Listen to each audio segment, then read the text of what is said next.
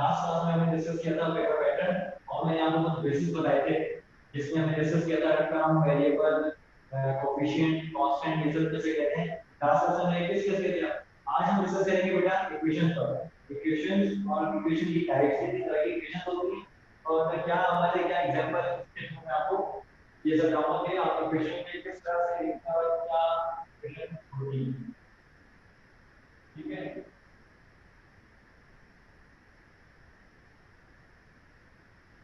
कोई सवाल है तो बेटा आप चैट बॉक्स में पूछ लेना। ठीक है, मैं पढ़ के आपको जवाब दे दूंगा। ठीक है, सबसे पहले हम डिस्कस करते हैं इक्वेशन।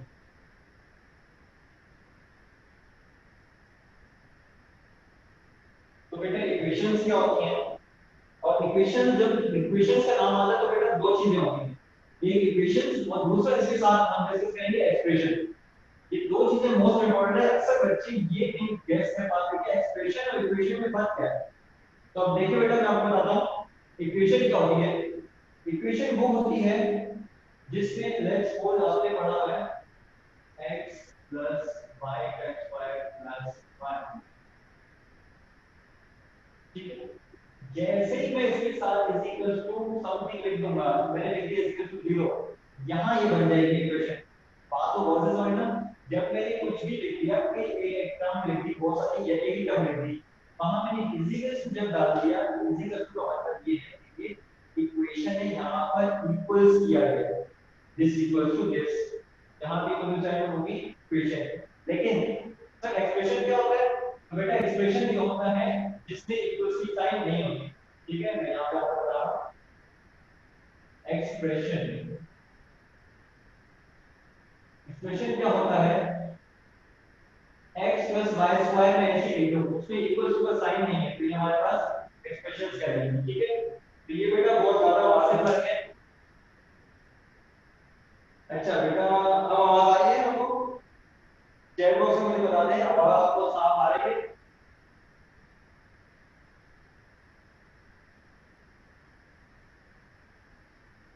अच्छा ये मैंने आपको बता दी इक्वेशन और एक्सप्रेशन।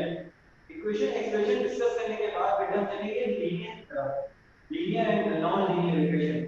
ठीक है, आई होप आपको ये बात समझ में आती है कि इक्वेशन हम किसको कह रहे हैं यहां पर। ठीक है, इक्वेशन अब जैसे लीनियर इक्वेशन की तरफ। लीनियर इक्वेशन क्या होती है बेटा?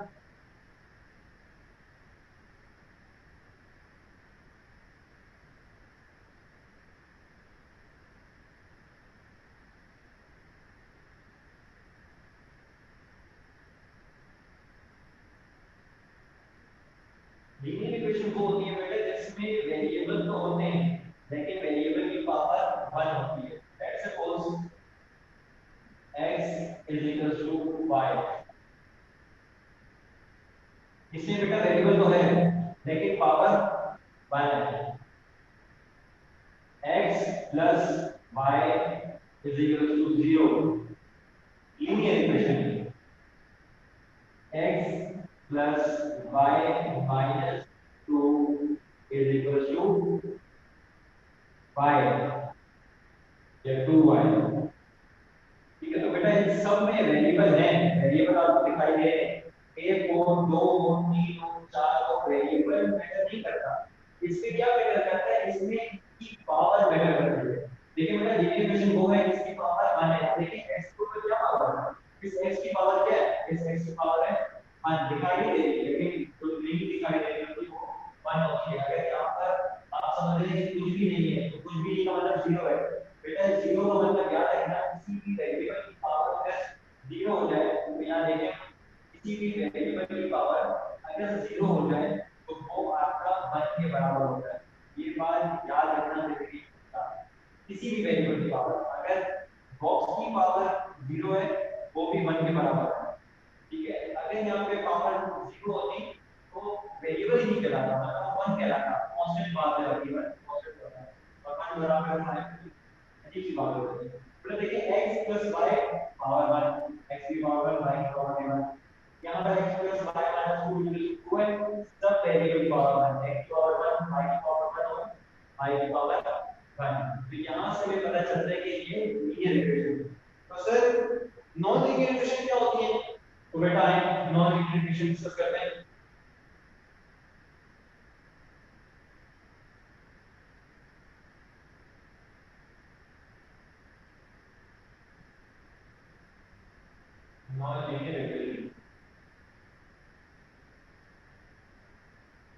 चैप्टर हमारा क्या है? चैप्टर हमारा है क्वाड्रेटिक इक्वेशन। ठीक है, याद रखें चैप्टर का नाम हम लोग पढ़ रहे हैं क्वाड्रेटिक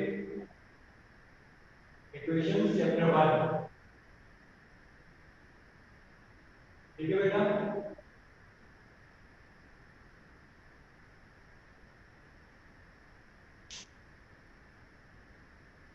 अच्छा, तो आवाज बहुत है, आप 2 मिनट रुकिए बेटा।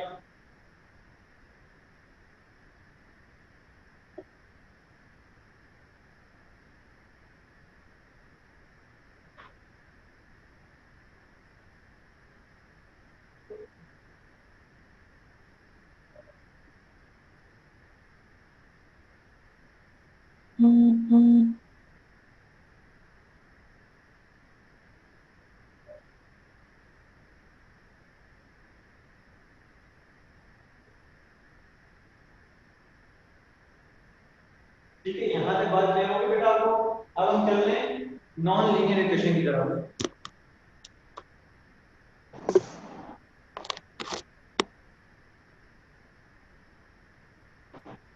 लीनियर इक्वेशन में देखें बेटा, आवाज आपको साफ नहीं आ रही थी, अब क्लियर हो गई होगी। ठीक है, तो नॉन लीनियर इक्वेशन में डिस्कस कर रहा था आपसे। नॉन लीनियर इक्वेशन में देखें, हमारे पास वेरिएबल आप 1 लें 2 लें, जिस तरह मैंने लीनियर की बात की, एक्स भी है वाई भी है, 2 है या 2 से ज्यादा जो भी है, वटेवर, हमने इस पर ध्यान नहीं देना, लेकिन हमने ध्यान देना है पावर पर। लीनियर में पावर 1 होती है, लेकिन नॉन लीनियर में पावर 2 या 2 से ज्यादा होती है। ठीक है, 2 या 2 से ज्यादा होती है। तो आए non linear equation, x square plus x plus 1 is equals to 0। ये एक इक्वेशन है। कैसे पता? क्योंकि इसमें इक्वल्स टू का साइन है। अच्छा, ये एक नॉन लीनियर इक्वेशन है। कैसे पता? क्योंकि पावर स्क्वायर है। वेरिएबल तो 1 है, लेकिन वेरिएबल में फैमिलीज डिफरेंट है। ये एक्स स्क्वायर की फैमिली है, ये एक्स की फैमिली है, आपस में कभी भी सम नहीं हो सकते। याद रखना मेरी बात बेटा, एक्स स्क्वायर और एक्स कभी भी आपस में सम नहीं हो सकते। हाँ, इनका प्रोडक्ट जरूर निकल सकता है, इनका प्रोडक्ट जरूर निकल सकता है, मल्टीप्लाई हो सकते हैं, लेकिन ये सम नहीं हो सकता। ठीक है, तो यहां तक आपको बात क्लियर है। तो आगे बढ़ते हैं बेटा। नॉन लीनियर की एक और एग्जांपल आपको दे देता हूं, आपको इससे बात ज्यादा वाज़ेह हो जाएगी, क्लियर हो जाएगी। ठीक है, अच्छा, एक और एग्जांपल ये, x cube plus y square plus y is equals to 5। तो बेटा यहां पर भी हमारे पास ये नॉन लीनियर इक्वेशन है। कैसे पता? क्योंकि पावर बढ़ गई, पावर 2 या 2 से ज्यादा है। अच्छा, इनका एक और नाम भी होता है। अच्छा, वो क्या होता है? तो बेटा वो नाम ये होता है, एक तो हो गया नॉन लीनियर। अब नॉन लीनियर में ये कौन सी इक्वेशन है और ये कौन सी इक्वेशन है?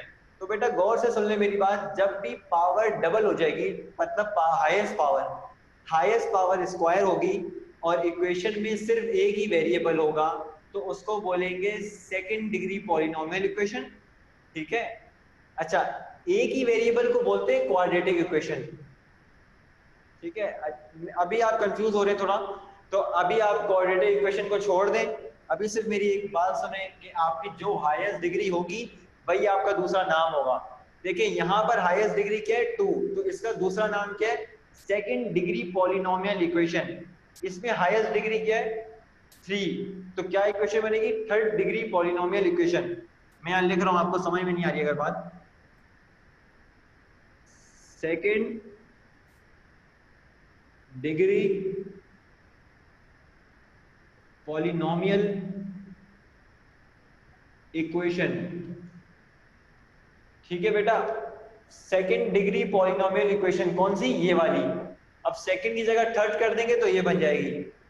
यहां तक बात क्लियर है? अब ये कब हो रहा है? जब वेरिएबल सेम हो या डिफरेंट हो। यहाँ पे वेरिएबल सेम थे, यहाँ वेरिएबल डिफरेंट है, जो भी है, लेकिन पावर हमारी जो है उसका आंसर ये होगा। ठीक है, यहां तक आपको बात क्लियर है? अब बेटा चलते हैं कि इक्वेशन जो हमने टॉपिक में, हमारी इक्वेशन है क्वाड्रेटिक इक्वेशन, ये कैसी होती है, ये कैसे लिखते हैं? तो बेटा देखें, क्वाड्रेटिक इक्वेशन में हाईएस्ट पावर 2 होगी, हाईएस्ट पावर 2 होगी, साथ में सेम वेरिएबल होगा, एक कांस्टेंट होगा या कांस्टेंट ना भी डालो, वेरिएबल ना भी डालो। अगर सिर्फ मैं ये भी लिख दूं ना, y square is equal to 0, ये भी क्वाड्रेटिक इक्वेशन है, याद रखना मेरी बात, ये भी क्वाड्रेटिक इक्वेशन है। तो जब भी पावर डिग्री होगी उसको बोलेंगे क्वाड्रेटिक इक्वेशन। समझ में आ रही बात? यहां तक बेटा किसी का सवाल है तो आप बेटा पूछ सकते हैं।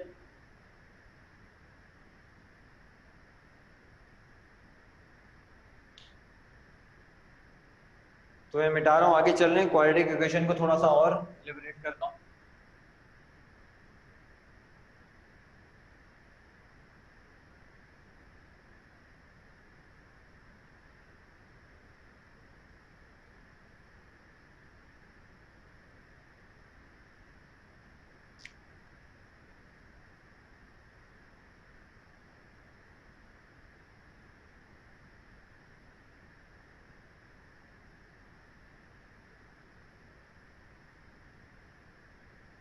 तो बेटा देखिए क्वाड्रेटिक इक्वेशन, क्वाड्रेटिक इक्वेशन क्या स्टैंडर्ड इक्वेशन क्या है, स्टैंडर्ड फॉर्म क्या है? तो बेटा स्टैंडर्ड फॉर्म बच्चों A X square plus B X plus C is equals to 0।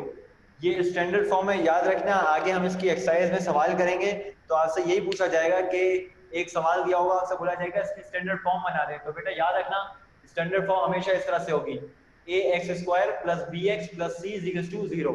इसमें ए क्या है? ए है एक्स स्क्वायर का कोफिशिएंट, इसमें बी क्या है? एक्स का कोफिशिएंट, इसमें सी क्या है? Constant is equals to 0, is equals to 0 must है। ठीक है, याद रखना मेरी बात। अच्छा, एक्स स्क्वायर एक्स एक्स की पावर 0, यहाँ पे एक्स की पावर 0 है, दिखाई दे रहा होगा आपको, मैंने बताया था एक्स की पावर 0 का मतलब होता है 1। ठीक है, तो ये होती है बेटा स्टैंडर्ड फॉर्म। अब आप देखें, मैंने बात की थी आपसे अभी थोड़ी देर पहले, जिसमें मैंने बताया था कि वाई स्क्वायर इक्वल्स टू 0 ये भी क्वाड्रेटिक इक्वेशन होती है।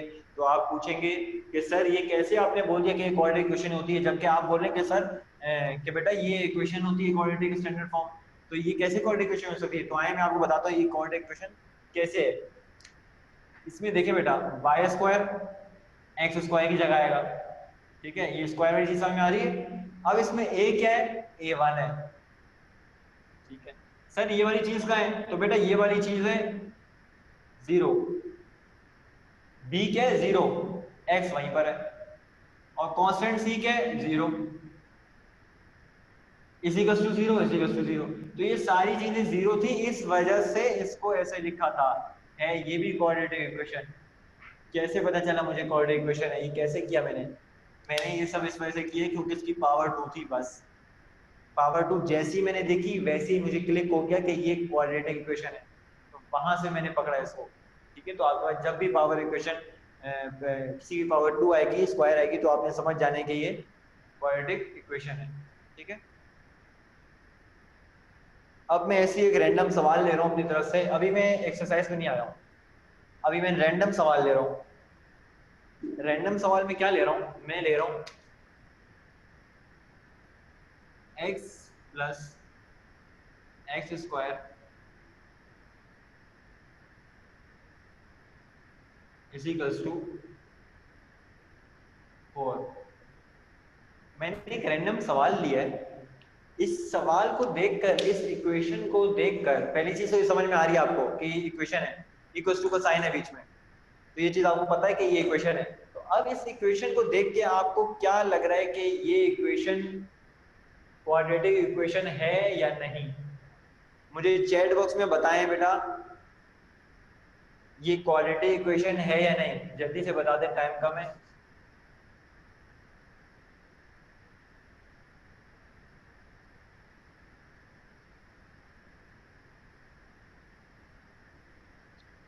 चैट बॉक्स में मुझे बताएं बेटा ये क्वाड्रेटिक इक्वेशन है या नहीं, और अगर क्वाड्रेटिक इक्वेशन है तो इसका स्टैंडर्ड, इसकी स्टैंडर्ड फॉर्म क्या बनेगी?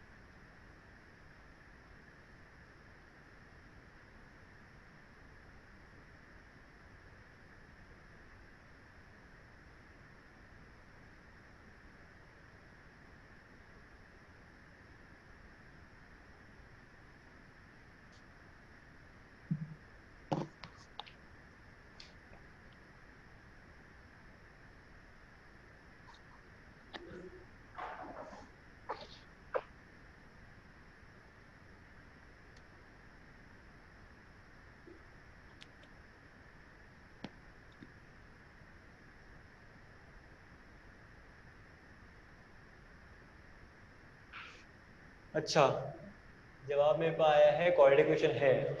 तो बच्चों इसका क्वाड्रेटिक इक्वेशन तो बता चुके हैं, लेकिन इसका ये भी बताना है कि स्टैंडर्ड फॉर्म क्या हो सकती है।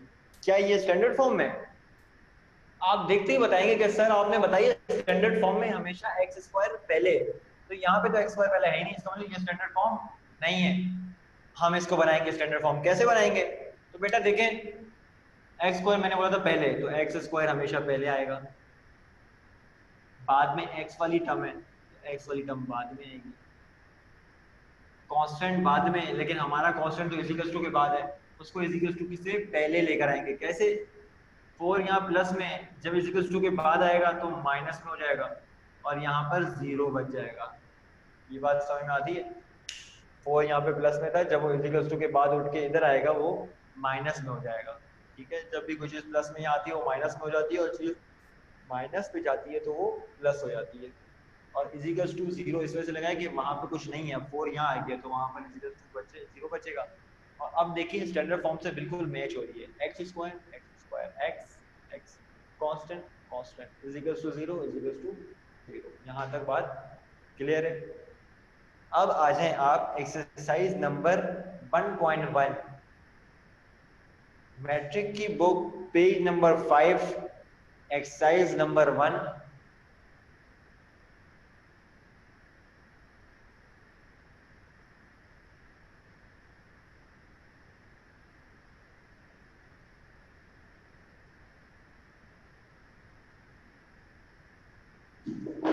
ये मैंने आपको बताइए स्टैंडर्ड फॉर्म।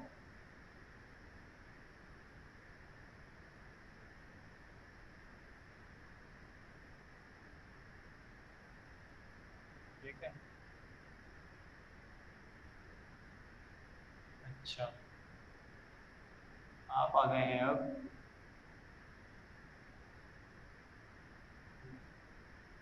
एक्सरसाइज 1.1 पे। एक्सरसाइज 1.1 के बेटा पहला सवाल देखें। पहले सवाल में आपको वही दिया हुआ है जो मैंने अभी आपको करवाया है, एक एग्जांपल के थ्रू मैंने करवाया है। क्या सवाल है इसमें? आपसे पूछा गया है कि जितने भी सवाल हैं उन सब की स्टैंडर्ड फॉर्म मेंशन कर दें।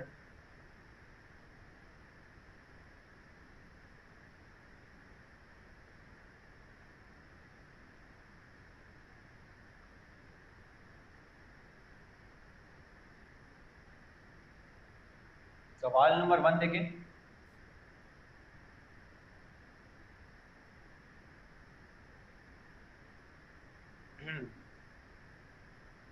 सवाल नंबर 1। तो बेटा 1 में आपको बोला गया है, 1 का पार्ट 1 मैं यहाँ पर लिख रहा हूँ, क्वेश्चन 1 पार्ट 1 डिस्कस कर रहा हूँ। आपको सवाल है x + 7 ब्रैकेट में, then again bracket x - 3 is to -7। तो ये आपका सवाल है बेटा, इसको हमने लाना है स्टैंडर्ड फॉर्म में।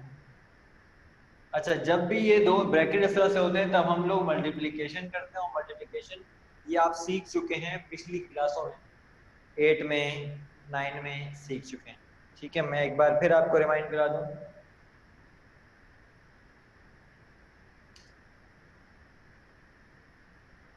एक्स से पहले तो एक्स स्क्वायर, एक्स 3 से तो plus minus minus 3x, 3x 3x।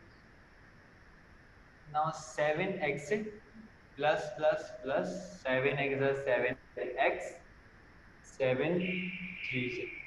ठीक है, प्लस माइनस माइनस 7 3 21। ठीक है, इजिकल्स टू -7। ठीक है, अब आप देखें एक्स स्क्वायर अपनी जगह पर है, माइनस प्लस ये वाली एक फैमिली है, एक्स एक्स ये एक फैमिली है।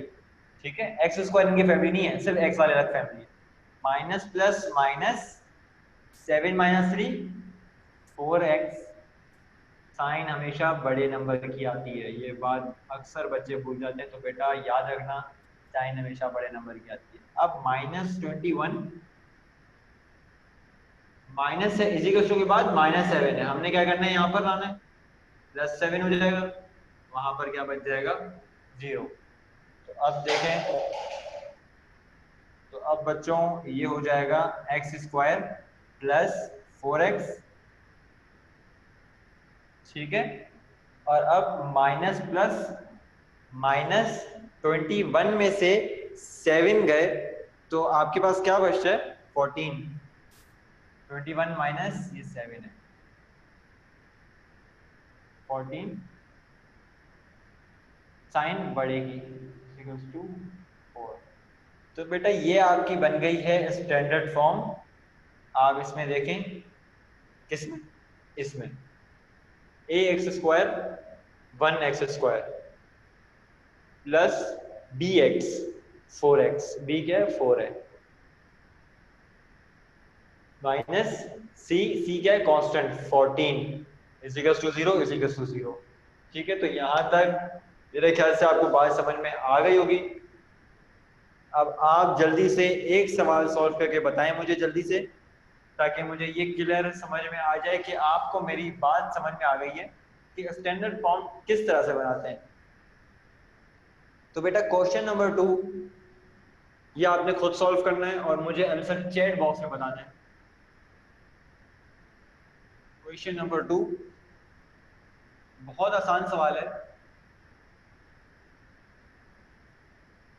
और अगर आपसे नहीं हो पाएगा तो मैं सॉल्व करके दे दूंगा, लेकिन पहले आपने ट्राई करना है, सॉल्व करने की कोशिश करनी है। क्वेश्चन नंबर 2 मैंने बोर्ड पे लिख दिया, 2 मिनट का टाइम होगा आपके पास, जल्दी से सॉल्व कर लें और मुझे इसका रिजल्ट बताएं। तो जवाब कुछ इस तरह का आया है हमारे पास, मैं सॉल्व भी करके बताता हूँ कि क्या जवाब सही है या नहीं। जवाब देखिए बेटा 7x² माइनस 3x प्लस 7 आपने बताया। ठीक है, मैं सॉल्व करता हूँ, फिर देखते हैं सवाल आपका आंसर मैच कर रहा है या नहीं। तो बेटा सबसे पहले इसके लिए हमें एलसीएम लेना पड़ेगा। ठीक है, एलसीएम लेने के लिए हम क्या करते हैं,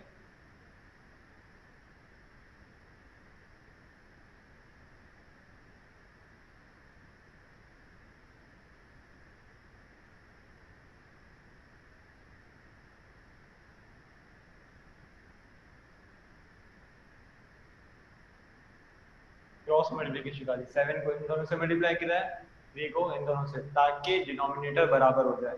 बराबर होंगे तो हम कुछ कर सकते हैं फर्दर, अदरवाइज नहीं कर सकते। अब देखिए क्या होता है, 7 को आपने न्यूमरेटर में मल्टीप्लाई करवाना है, ठीक है, और डिनोमिनेटर में अलग 3 से मल्टीप्लाई कराना है, और 7 ऊपर मल्टीप्लाई होगा पूरे होल ब्रैकेट से। ठीक है, 7x² था 7x²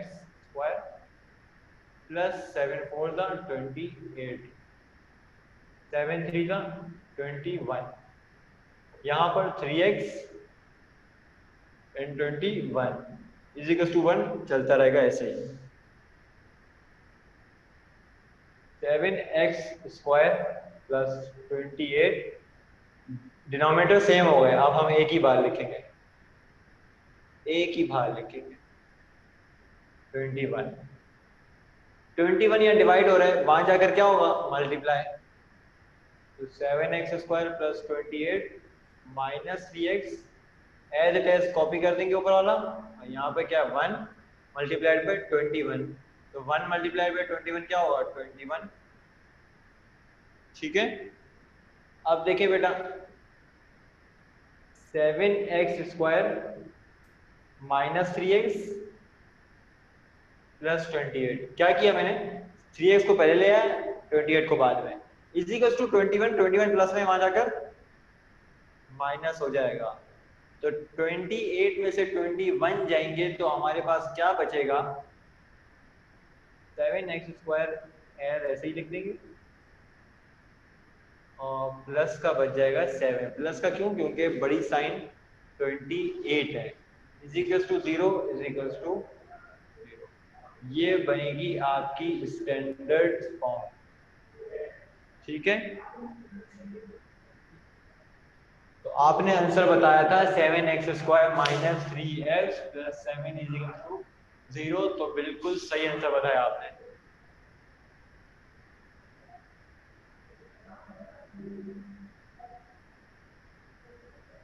ठीक है बेटा, आगे चलते हैं हम। अब आप चैप्टर नंबर 1 एक्सरसाइज 1.1 में क्वेश्चन नंबर 1 ये आप खुद सॉल्व कर पाएंगे, बहुत आसान सा है। आपने क्वेश्चन नंबर 3, 4, 5, 6 ये अगली क्लास तक आपका होमवर्क है, 4 सवाल जो आपने खुद करने हैं, ठीक है।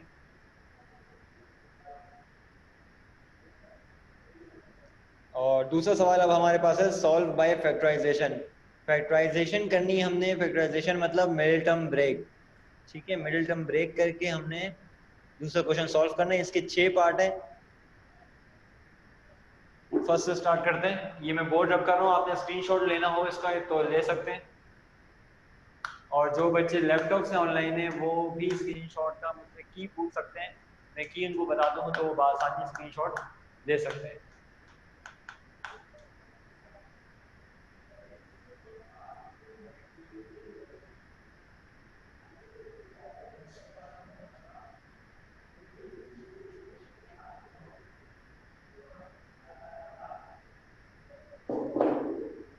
क्वेश्चन नंबर 2 पार्ट 1, इसमें फैक्टराइजेशन करनी है बेटा, और फैक्टराइजेशन के सवाल देखें। x² minus x minus 20, x² minus x minus 20 is equal to 0, ये सवाल है हमारे पास। अच्छा, मिडिल टर्म ब्रेक होती है इसमें, किसमें? फैक्टराइजेशन में। मिडिल टर्म ब्रेक का क्या मतलब अभी बताया था मैंने, coefficient of one x square का जो भी कोफिशिएंट है उसको मल्टीप्लाई कर दो कांस्टेंट से, तो 1 यहाँ पे 1 है, 1 multiply by 20 is equal to 20। अब हमने 20 के फैक्टर्स निकालने हैं, ठीक है, बात को समझेगा। 20 के फैक्टर्स निकालने हैं, x को 2 नंबर में तोड़ना है, वो 2 नंबर 20 के फैक्टर्स ही होने चाहिए। x को 2 नंबर में तोड़ना है, जो 2 नंबर प्लस माइनस करने पर x 1 बन जाए। यहाँ पे लिखा हुआ है ना 1, x के बराबर में लिखा हुआ है 1, तो x इसको 2 हिस्सों में तोड़ना है जिसको प्लस माइनस करने पर 1 बन जाए। अब देखिए समझ जाएंगे आप। 20 का factors, 1 multiplied by 20 is equal to 20, 2 multiplied by 10 is equal to 20, और 3 के टेबल में 20 आता नहीं है, 4 के टेबल में आता है, 4 5 20, ये फैक्टर्स हैं। अब एक फैक्टर ऐसा है जिसको देख के मुझे लग रहा है और आपको भी देख के लग रहा है, क्या? 4 multiply by 5 is equal to 20, ये वाहिद ऐसा फैक्टर है जिसको माइनस करने पर 1 बनेगा। 5 में से 4 गए 1, ठीक है, तो यही होगा। अब लिखेंगे कैसे? लिखेंगे स्क्वायर माइनस 4x 4, तो -4 क्यों? क्योंकि ब्रेक x में हो इस वजह से मैं x लिख रहा हूँ, और माइनस 5x माइनस 20 सेम ऐसे ही इज इक्वल टू 0 ऐसे ही। x को 2 इन हिस्सों में तोड़ा है, एक 4 में एक 5 में। अब सॉल्व करके देखते हैं हमने किया क्या है। माइनस माइनस प्लस 4 प्लस 5 9 होता है, गलत, सही नहीं किया। कैसे सही नहीं किया? अब माइनस साइन चेंज करके देखें। माइनस साइन मैंने ये चेंज कर दी प्लस, क्योंकि मुझे साइन का तो नहीं पता, मुझे फैक्टर्स का पता था, मैंने फैक्टर्स लिख ली। मुझे साइन के बारे में नहीं पता था, मैंने पहले माइनस दोनों साइन डाले। अब मैंने सिर्फ चेंज किए साइन प्लस का 5 के साथ, 4 के साथ नहीं किया। तो अब देखिए क्या हो रहा है, माइनस प्लस माइनस, 5 माइनस 4 जो हो गया बचा 1, 1 तो ठीक आया है, लेकिन साइन किसकी आती है? साइन हमेशा बड़े की आती है, तो बड़े का हम रिवर्स चल के देखेंगे तो हमें समझ में आएगा हमने सही काम किया कि नहीं। तो बेटा 5 की साइन आनी चाहिए, प्लस साइन आनी चाहिए, लेकिन प्लस साइन सवाल में नहीं है, तो हमने गलत किया है। अब साइन चेंज करके देखो, माइनस इसकी प्लस करके देखो, अब क्या हो रहा है? प्लस माइनस माइनस, 5 में से 4 गए 1, सही है। और साइन बड़े की होती है, तो बड़े की साइन माइनस है, यहाँ भी माइनस है, इसका मतलब हमने सही काम किया है। समझ में आ गई बात? अब देखिए बेटा, अब हमारे पास ये फैक्टर्स को साइड पे करेंगे, आपका रफ वर्क है। असल कहाँ हमारा इक्वेशन पे हो रहा है। तो देखें शुरू के जो दो टर्म है इनका अलग पेयर बनेगा और लास्ट की जो दो टर्म है इनका अलग पेयर बनेगा। ठीक है। अच्छा, जो फर्स्ट पेयर है इनमें एक चीज होगी जो हमेशा कॉमन आएगी। एक चीज, जो भी सवाल है कोई भी सवाल है उसमें जो फर्स्ट टू टर्म्स हैं उसमें हमेशा कुछ ना कुछ कॉमन आएगा। तो देखें इसमें कॉमन क्या है, एक्स। जैसे ही एक्स कॉमन निकालेंगे तो इसके पास क्या बच जाएगा, इसका बचेगा एक्स। क्यों? क्योंकि इसके पास दो एक्स थे। प्लस प्लस, इससे एक्स तो खींच लिया, क्या बच गया इसके पास, फोर बच गया। आगे चलते हैं इसके पास, यहाँ क्या कॉमन आ रहा है, इन दोनों में फाइव कॉमन आ रहा है। क्यों? फाइव भी फाइव के टेबल में आते हैं, 20 भी फाइव के टेबल में आते हैं। तो माइनस फाइव को कॉमन लिया, अंदर क्या बच गया, फाइव तो खींच लिया, एक्स बच गया। माइनस भी खींच लिया, इससे इससे माइनस खींच लिया, क्या बचा, प्लस। और 25 के टेबल में कितना आता है, फोर आता है।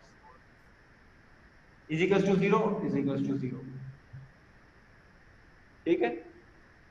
अब देखिए बेटा, जिस तरह यहाँ पे प्लस के आगे पीछे दो टर्म थी वैसे ही यहाँ पर माइनस के एक ये टर्म है, एक ये टर्म है, ये दो टर्म है। इन दो टर्म्स में से बेटा एक चीज कॉमन आपको दिखाई दे रही है वाज़ेह तौर पर, जो कि है x plus four, x plus four. तो इन दोनों टर्म में से एक्स प्लस फोर को खींच के कॉमन ले लिया। जैसे ही मैं एक्स प्लस फोर को कॉमन लूंगा तो अंदर क्या बच जाएगा, सिर्फ एक्स माइनस फाइव। गौर से सुनना बेटा, एक्स प्लस फोर को दो टर्म में कॉमन है, मैंने उनको कॉमन खींच लिया, अंदर मेरे पास क्या बच गया, x minus four, sorry x minus five equal to zero, as it is चलता रहा। समझ में आई बात? जिस तरह हमने यहाँ पे कॉमन लिया, एक्स कॉमन लिया, एक एक्स यहाँ बचा, प्लस फोर यहाँ बचा, वैसे ही इन दो टर्म में से कॉमन लिया एक्स प्लस फोर और अंदर मेरे पास बचा एक्स माइनस फाइव। हमेशा मिडिल टर्म ब्रेक ऐसे ही करेंगे। यहाँ तक हमारा सवाल मुकम्मल है, फैक्टराइज हो गया। जब भी वो फैक्टराइज करने का बोलेगा तो यहीं तक सॉल्व होगा। लेकिन अगर जब वो सॉल्व बोलेगा कि इसके इक्वेशन के आंसर दे दो, सॉल्यूशन सेट दे दो, तो इसके आगे फर्दर सॉल्व करेंगे, वो हम बाद में डिस्कस करते हैं जब हमारा सवाल आएगा। फिल वक्त यही है। यहाँ तक बात क्लियर है आपको? कोई सवाल है तो पूछ लें। अच्छा, अब आपने क्वेश्चन नंबर 2 के भी कुछ सवाल करने हैं जो कि नेक्स्ट क्लास में मैं आपसे पूछूंगा कि जवाब कि आपने कितनी प्रैक्टिस की। अभी हमारे पास टाइम खत्म हो गया तो आज की क्लास में यहीं तक रखूंगा। ठीक है, जब तक के लिए अपना ख्याल रखें। अल्लाह हाफिज।